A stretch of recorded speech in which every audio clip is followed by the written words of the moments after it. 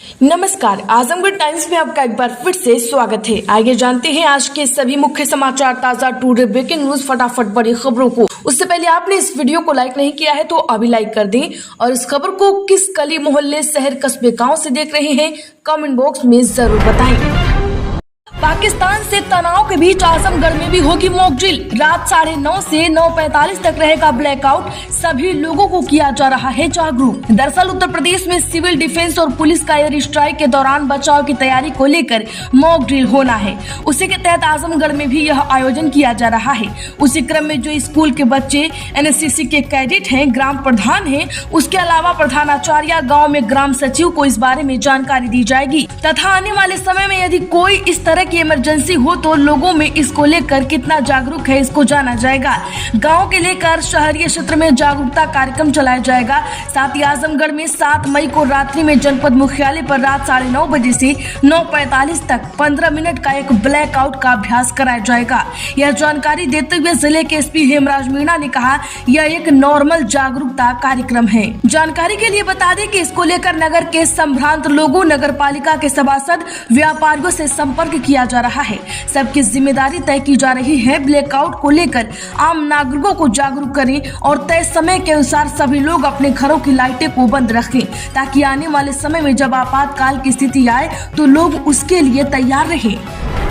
Operation सिंदूर, भारत ने पाकिस्तान पर air strike की। 9 आतंकी ठिकानों पर हमला, 30 लोग मारे गए, 12 घायल, टारगेट जैश लश्कर के मुख्यालय। जी हां, पहलगाम कांड के 15 दिन बाद भारत ने पाकिस्तान और पाकिस्तान अधिकृत कश्मीर के 9 आतंकी ठिकानों पर एयर स्ट्राइक की है। बता दें कि ये हमले बुधवार रात 1:30 बजे से ऑपरेशन सिंदूर के तहत बहावलपुर, मुरीदकेबाग, कोटली और मुजफ्फराबाद में किए गए हैं। ये वही ठिकाने हैं जहां से भारत पर आतंकी हमलों की साजिश चल रही थी और उन्हें अंजाम दिया जा रहा था।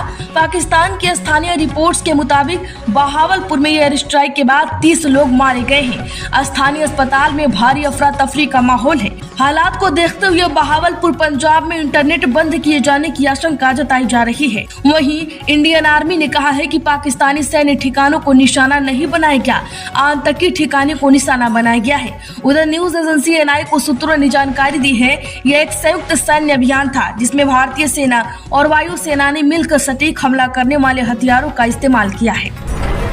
यूपी में 15 मई से सरकारी कर्मचारियों के ट्रांसफर होंगे। अडानी से बिजली खरीदेगी सरकार। योगी कैबिनेट में 11 प्रस्ताव पास। जी हाँ, योगी कैबिनेट ने ट्रांसफर पॉलिसी को मंजूरी दे दी है। इस साल 15 मई से 15 जून तक आजमगढ़ में तबादले शुरू हो जाएंगे। वहीं पूरे प्रदेश में राज्य सरकार के 8 लाख से ज्यादा कर्मचारी हैं। इसके अलावा राज्य कर विभाग को सेवा कर विभाग बनाया गया है। वहीं सरकार ने 17 जिलों में पार्किंग बनाने के साथ ही सभी जिलों में पीपीपी मोड़ पर प्राइवेट बस स्टैंड बनाएगी। इसके लिए न्यूनतम 2 एकड़ की जमीन होना जरूरी है। यह जमीन शहर से 5 किलोमीटर से ज्यादा दूर नहीं होनी चाहिए। बस स्टैंड के लिए डीएम की अध्यक्षता में 9 सदस्यों की कमेटी बनाई जाएगी। वहीं पावर प्लांट के लिए अडानी पावर को टेंडर मिला है। अडानी पावर मोड़ पर पावर प्लांट बनाएगा। 5 रुपए 38 पैसे प्रति यूनिट की दर से यह बिजली खरीदी जाएगी। एक अनुमान के मुताबिक इससे 2958 करोड़ की बचत होगी। वहीं ऐसे कर्मचारी जो जिले में 3 साल, मंडल में 7 साल का कार्यकाल पूरा कर चुके हैं, उन्हें ट्रांसफर की कैटेगरी में शामिल किया जाएगा। समूह क और ख के 20% अधिकारियों का तबादला हो सकता है। आजमगढ़ में दैवीय आपदा के बारे में किया गया जागरूक। सभापति बोली, ब्लॉक स्तर पर जागरूक करने की जरूरत। बिजली और बंदरों की समस्या का जल्द होगा समाधान। जी हाँ, आजमगढ़ जिले के हरियौद कला केंद्र में आपदा प्रबंधन के विषय में एक कार्यशाला का आयोजन किया गया। इस कार्यशाला में मुख्य अतिथि के रूप में आपदा प्रबंधन जांच समिति के सभापति इंजीनियर अवनीश कुमार सिंह, विधान परिषद सदस्य राम सूरत राजभर, डीएम रविंद्र कुमार सहित बड़ी संख्या में अधिकारी और पदाधिकारी उपस्थित रहे। इस अवसर पर आपदाओं से बचाव के लिए एक शॉर्ट फिल्म का प्रदर्शन भी किया गया। कार्यशाला को संबोधित करते हुए सभापति ने कहा कि आपदाओं से बचाव के संबंध में जागरूक करने के उद्देश्य से इस कार्यक्रम का आयोजन किया गया है। प्राकृतिक आपदाओं से कैसे बचा जाए। आजमगढ़ में ओवरटेक करते समय ट्रक से टकराई बाइक, पीछे बैठा व्यक्ति पहिए के नीचे आया, महिला के दोनों पैर कटे। जी हां, आजमगढ़ में ओवरटेक करते समय एक बाइक ट्रक में घुस गई। इससे एक लोग चल बसे। टक्कर लगते ही बाइक सवार नीचे आ गया। पीछे बैठी महिला व्यक्ति ट्रक के पहिए के नीचे आ गई। पीछे बैठा व्यक्ति ट्रक के पहिए के नीचे आ गया और मौके पर ही चल बसा, जबकि महिला के दोनों पैर कट गए। दरअसल मुबारकपुर थाना क्षेत्र के असाउर गांव निवासी हसीब 46 वर्षीय अपने छोटे भाई की पत्नी आरफा 31 वर्षीय तथा उसके लड़के सलीम 18 वर्षीय को लेकर एक ही बाइक से सलीम को इलाज के लिए डॉक्टर के पास आजमगढ़ जा रहे थे। आजमगढ़ में खेतों की सुधरेगी सेहत, 44,000 नमूनों की होगी जांच। दरअसल आजमगढ़ में खेतों की सेहत को सुधार कर उपजाऊ बनाने के लिए इस बार 44,000 मिट्टी के नमूनों की जांच होगी। चयनित गांव से 100 नमूनों के लिए जाएंगे। जांच के बाद किसानों को मृदा स्वास्थ्य कार्ड दिया जाएगा ताकि वह उसके हिसाब से अपने खेतों में संतुलित मात्रा में उर्वरकों का प्रयोग कर सके। खेतों में जैविक हरी खाद का प्रयोग न होने और फसल चक्र न अपनाए जाने से दिन प्रतिदिन मिट्टी की सेहत खराब होती जा रही है। एक ही फसल बार बार उगाए जाने से मिट्टी में पाए जाने वाले पोषक तत्व खत्म हो जाते हैं। लोग अधिक पैदावार के लिए रासायनिक उर्वरकों का बड़े पैमाने पर प्रयोग कर रहे हैं। यह फसल और मिट्टी दोनों के लिए ठीक नहीं है, इसीलिए किसानों को इसके प्रति जागरूक करने और मिट्टी की सेहत की जांच के लिए प्रधानमंत्री राष्ट्रीय कृषि विकास योजना के अंतर्गत 2025 और 26 में सभी ब्लॉकों से 44,000 नमूने लेकर जांच कराई जाएगी। आजमगढ़ में सड़क घटना के घायलों को 1.5 लाख तक कैशलेस इलाज। मोदी सरकार ने योजना लागू की, राशि बढ़ाकर 2 लाख करने पर विचार जारी। जी हां, सड़क घटना में घायल होने वाले लोगों और उनके परिवारजनों के लिए बड़ी राहत का ऐलान हुआ है। मोदी सरकार ने एक अधिसूचना जारी कर देश भर में सड़क घटना पीड़ितों के लिए 1.5 लाख तक की कैशलेस ट्रीटमेंट स्कीम की घोषणा कर दी है। सड़क परिवहन मंत्रालय की एक गैजेट अधिसूचना के मुताबिक कोई सड़क घटना मोटर वाहन की वजह से होता है तो उसमें घायल व्यक्ति का इलाज कैशलेस ट्रीटमेंट स्कीम के तहत किया जाएगा। पीड़ित के साथ हादसा चाहे किसी भी सड़क पर हुआ हो। आजमगढ़ में 12 गांव में ताड़ी की दुकानों पर छापा, लबनी और घड़े तोड़े गए। दरअसल आजमगढ़ के सगड़ी तहसील के जियनपुर कोतवाली क्षेत्र में राष्ट्रीय राजमार्ग आजमगढ़ दोहरी घाट मार्ग पर खुलेआम चल रहे अवैध ताड़ी के कारोबार पर पुलिस ने कार्यवाही की है। पुलिस ने मोहम्मदपुर, कांखभार, महुआ, जियनपुर सहित 12 गाँव में नाबालिगों और अन्य लोगों द्वारा सड़क किनारे लगाई गई ताड़ी की दुकानों पर छापा मारा। इस दौरान ताड़ी की लबनी, घड़े आदि को तोड़कर नष्ट कर दिया और बेचने वालों को सख्त चेतावनी दी गई कि दोबारा ताड़ी बेचते पाए जाने पर कठोर कार्रवाई होगी। आजमगढ़ में मनरेगा के तहत गाजीपुर में तालाब खुदवाया और कर्ज दिया, 1,66,000 का भुगतान, केस दर्ज। दरअसल आजमगढ़ तरवा विकास खंड की ग्राम पंचायत बहलोलपुर में महात्मा गांधी राष्ट्रीय ग्रामीण रोजगार गारंटी अधिनियम यानी मनरेगा के तहत गाजीपुर जिले में तालाब खुदाई के नाम पर 1,66,992 रुपए के गबन का मामला आ गया है। इस मामले में ग्राम प्रधान, ग्राम विकास अधिकारी, तकनीकी सहायक सहित अन्य जिम्मेदार व्यक्तियों के खिलाफ मेहनाजपुर थाने में मुकदमा दर्ज किया गया। पुलिस घटना की छानबीन कर रही है।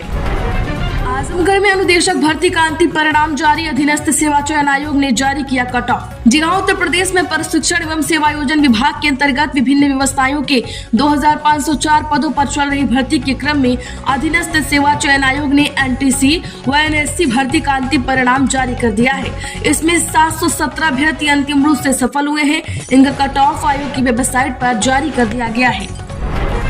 आजमगढ़ में लटकते तारों, झुके खंभों को करे ठीक, 3 साल में विद्युत हादसों की रिपोर्ट दी। जी हां, आजमगढ़ में उत्तर प्रदेश विधान परिषद की दैवीय आपदा प्रबंधन जांच समिति की समीक्षा बैठक कलेक्ट्रेट सभागार में अवनीश कुमार सिंह की अध्यक्षता में आयोजित की गई। इस दौरान विद्युत निगम को लटकते तारों, झुकते खंभों को ठीक करने, पिछले 3 वर्षों में विद्युत घटनाओं की रिपोर्ट देने और नगर निकायों में हीटवेव के लिए वाटर कूलर व प्याउस संचालित करने को कहा है। बैठक में आपदा प्रबंधन, राहत कार्यों और विभागीय तैयारियों की गहन समीक्षा की गई। आजमगढ़ में एक दिन में सोना 1,606 रुपए महंगा हुआ। सोने के दाम में तेजी जारी, साल के अंत तक 1,10,000 जा सकता है। जी हां, आपको बता दें कि सोने और चांदी के दाम में आज बढ़त रही। Indian Boolean and jewellers association के अनुसार 10 ग्राम 24 कैरेट सोने का दाम 1,606 रुपए बढ़कर 96,888 पर पहुंच गया है। इससे पहले 10 ग्राम सोने की कीमत 95,282 रुपए थी। वहीं 1 किलो चांदी के भाव की बात करें तो 1,754 रुपए बढ़कर 98,854 रुपए प्रति किलो पर हो गई है। इससे पहले चांदी का भाव 94,100 रुपए प्रति किलो पर था। आजमगढ़ में परिवहन विभाग ने शुरू किया चैटबॉट, फोन पर मिलेगी सेवाओं की जानकारी। जी हां, आजमगढ़ में ड्राइविंग लाइसेंस, वाहन पंजीकरण, परमिट, फिटनेस, टैक्स और परिवहन विभाग की अन्य सेवाओं को लेकर परेशान होने वाले लोगों के लिए राहत भरी खबर है। विभाग की ओर से एक ही डिजिटल प्लेटफॉर्म पर सभी सेवाओं की जानकारी के साथ सुझाव मिल जाएगा। बता दें कि आमजन की सुविधा के लिए परिवहन विभाग ने आर्टिफिशियल इंटेलिजेंस यानी AI पर आधारित चैटबॉट नंबर 800-544-1222 शुरू किया है। इस व्हाट्सएप नंबर के जरिए 24 घंटे अब ARTO कार्यालय से संबंधित सेवाओं के बारे में जाना जा सकेगा। भारत में यूके की लग्जरी कारें, ब्रांडेड कपड़े होंगे सस्ते। दोनों देशों ने फ्री ट्रेड एग्रीमेंट साइन किया। पीएम मोदी बोले ये एक ऐतिहासिक उपलब्धि। दरअसल भारत में यूके की लग्जरी कारें, ब्रांडेड कपड़े और फुटवियर सस्ते हो सकते हैं। आज भारत और यूके ने फ्री ट्रेड एग्रीमेंट साइन कर दिया है। समझौते को 14 राउंड की वार्ता के बाद अंतिम रूप दिया गया।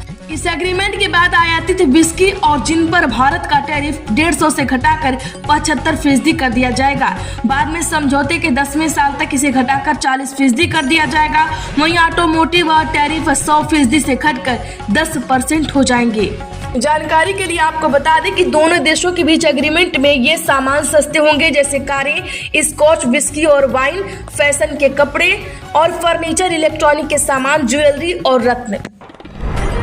आजमगढ़ में प्रधानी की रंजिश में दलित परिवार पर हमला, पूर्व प्रधान सहित 5 पर FIR, पुलिस कर रही जांच। जी हां, आपको बता दें कि जहानागंज थाना क्षेत्र के ग्राम धर्मपुर असलपुर में प्रधानी की पुरानी रंजिश को लेकर एक दलित परिवार पर जानलेवा हमले का मामला सामने आ रहा है। पीड़ित मनोज कुमार ने पूर्व प्रधान मनोज पांडे सहित 5 लोगों के खिलाफ थाने में शिकायत दर्ज कराई है।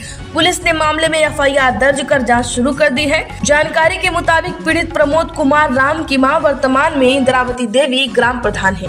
पीड़ित प्रमोद ने आरोप लगाया है कि 3 मई की शाम 4 बजे वह प्रधानी के कार्यों के सिलसिले में गांव की ब्राह्मण बस्ती में गए थे।